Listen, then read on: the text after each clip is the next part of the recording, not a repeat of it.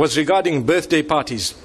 Look, to be honest with you, I need to give an introduction to the answer. Islam is a religion I have chosen, you have chosen. Have you chosen it? We've chosen it. Is it from you or from Allah? Are you happy that it's from Allah? So if the dunya tells you something and Allah tells you something else, does it make, or which one is more important, the first or the second? What Allah has said.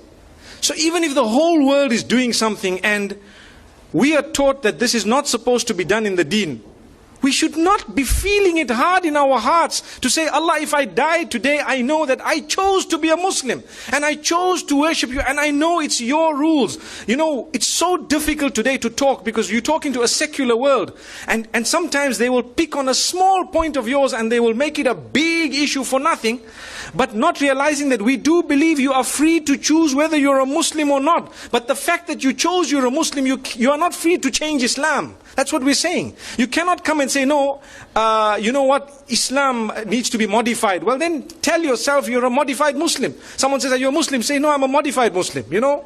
So people know.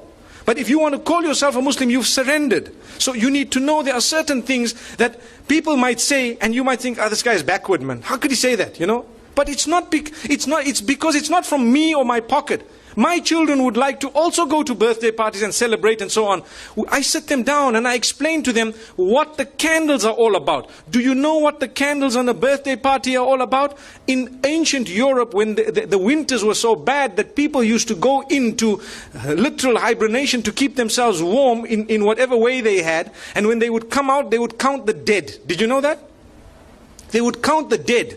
And in order to celebrate the fact that those who are alive have passed through the winter and survived and fought nature, which means nature came to kill us in the form of cold, and because we fought nature and we stayed alive, now we need to defy it by blowing out candles. So they would put how many ever candles of their age and blow them out to show we can defy it.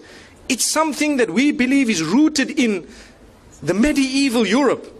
And it comes with its own satanic origins and so on. But people today say, what's wrong? What's wrong? I'm blowing the candles.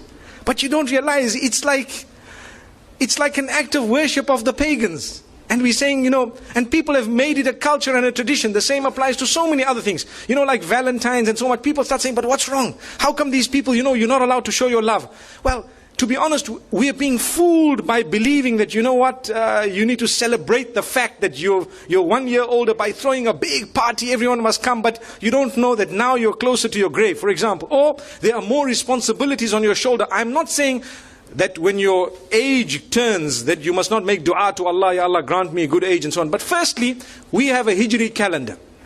Secondly, these teachings are foreign to Islam. They are actually incorrect, invalid. But they come from Allah, not from me, not from you. If I had it my way and you had it your way, we would be throwing parties because our kids put pressure on us, so do mine.